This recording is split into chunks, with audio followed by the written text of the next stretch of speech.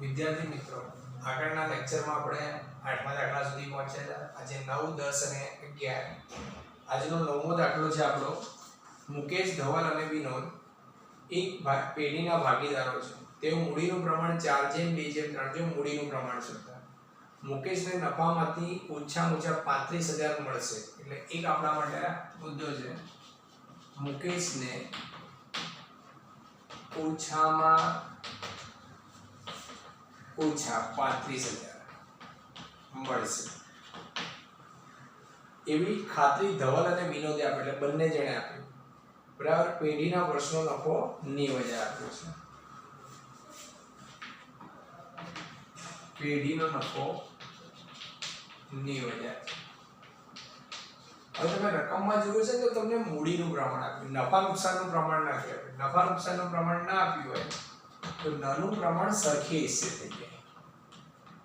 સરખે. તો આપણે જોતા જઈએ. સૌપ્રથમ ભાગીદારને મળતી રકમ, ભાગીદારને મળતો નફો. તો 3 નામ છે આપણા જોડે ભાગીદારમાં. મુકેશ તો 90,000 ગુણ્યા 1 સરખો હિસ્સો છે એના માટે. મુકેશ પછી છે ધવલ, 90,000 ગુણ્યા 1 અને ત્રીજું નામ છે વિનોદ, 90,000 ગુણ્યા 1 સરખે હિસ્સે છે એટલે બધાને 3 અને 3. તો આને 30 મળ્યા, આને પણ 30 અને આને પણ 30. હવે બાંયધરીની વાત આવી. બાંયધરીનો મતલબ થાય તમારે ટોપિક જ છે 35,000 મળશે, આને તો 30 જ મળ્યા. તો જે બે ભાગીદારે વાયદો આપ્યો હતો એ રૂપિયા આપશે. બરાબર. નફા નુકસાનના પ્રમાણમાં મુકેશને 5,000, કયા 5,000? 35 માઈનસ 30. એને 35 આપવાના હતા, 30 જ મળ્યા. મુકેશને 5,000, વિનોદ અને ધવલ નફા નુકસાનના પ્રમાણમાં આપશે. આ દાખલાની અંદર સરખે હિસ્સે છે, પણ કોઈમાં સરખે હિસ્સે ના હોય તો તમારે ખાસ જોવાનું. તો મુકેશને આપવાના છે એટલે વિનોદ 5,000 ગુણ્યા 1/2, બે ભાગીદાર છે અને એટલે એ એના હિસ્સામાંથી 2500 આપશે. ધવલ એ પણ 5,000 માંથી 1/2 એ પણ 2500 આપશે. તો હવે શું થશે? દરેક ભાગીદારનું નામ લખીએ. દરેક ભાગીદારને મળતી રકમ. તો પહેલું નામ લખીએ મુકેશ. તો મુકેશને તો 30 હતા જ.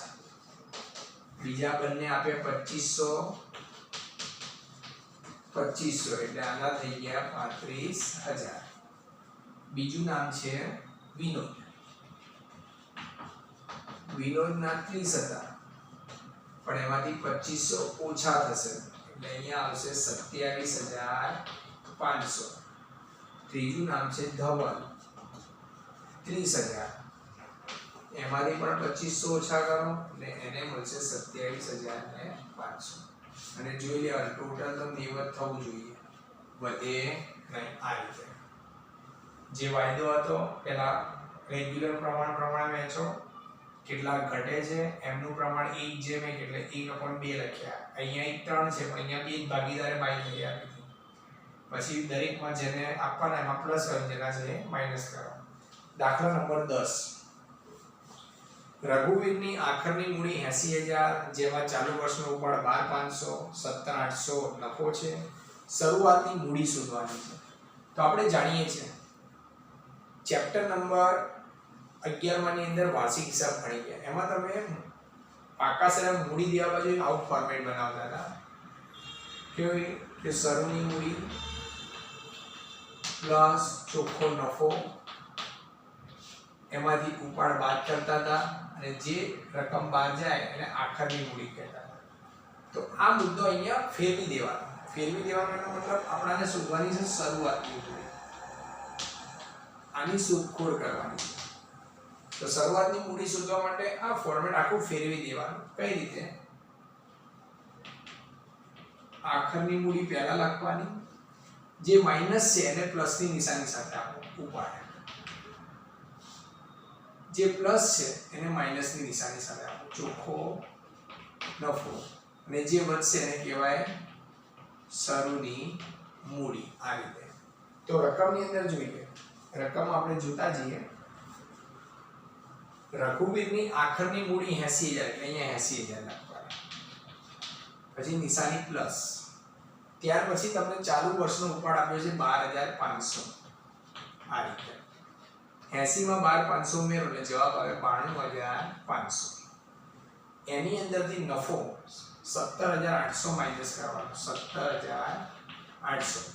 તો કેલ્ક્યુલેટરમાં 17800 બાદ કરશો એટલે 74700 રૂપિયા તમને મૂડી મળશે. હવે આ મળી ગયા પછી તમને મૂડી પર વ્યાજ કીધું છે. તો મૂડી પર વ્યાજ 74700. મૂડી પર વ્યાજની રકમ તમને આપી છે 6% ગુણ્યા 6%. તો 74700 ના 6% કરો તો 4482 રૂપિયા મળે. આ તમારો જવાબ. આ રીતે. બરાબર? એટલે આ ફોર્મેટના આધારે ચાલવાનું. ચેપ્ટરનો આપણો છેલ્લો દાખલો 11મો. અહીં તમને આપ્યું છે ABC સરખા હિસ્સાના ભાગીદારો છે. જો સાંભળજો, સરખા હિસ્સાના ભાગીદારો છે એટલે અહીંયા તમારો સરખો હિસ્સો આવશે. નફો જે વહેંચે છે ને સરખા હિસ્સે વહેંચે. ત્યાર પછી તેમની મૂડી 4,50,000 છે એટલે અહીંયા તમારી મૂડી આવે 4,50,000. મૂડીનું પ્રમાણ છે 1:3:2. 1:3:2 એટલે 4,50,000 ને આ રીતે વહેંચવાની. તો વહેંચીએ પહેલા તો 4,50,000 ગુણ્યા 1/3 એટલે આવે 75,000. બરાબર? 4,50,000 ગુણ્યા 1/6, 4,50,000 ગુણ્યા 3/6, 4,50,000 ગુણ્યા 2/6. આ તમારી મૂડી થઈ. હવે આગળ કીધું છે આપણને પેઢી પર મૂડી પર વાર્ષિક 9% ના દરે વ્યાજ ચૂકવો. વ્યાજ તમારે 9% ચૂકવવાનું છે. તો 75,000 ગુણ્યા 9% 6750. 2,25,000 ગુણ્યા 9% 20,250.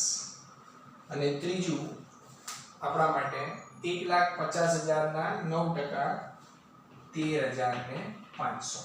આ રીતે. હવે આ બધાનો સરવાળો તમે કરો તોય ચાલે, તો 40,500. હવે સૌથી મહત્વની વસ્તુ આપણને આપી છે. શું આપી છે જોઈએ રકમમાં. ભાગીદાર C ને મૂડીના વ્યાજ સહિત, બરાબર, C ને મૂડીના વ્યાજ સહિત 73,500 મળે છે. એમ કે 73,500 રૂપિયા.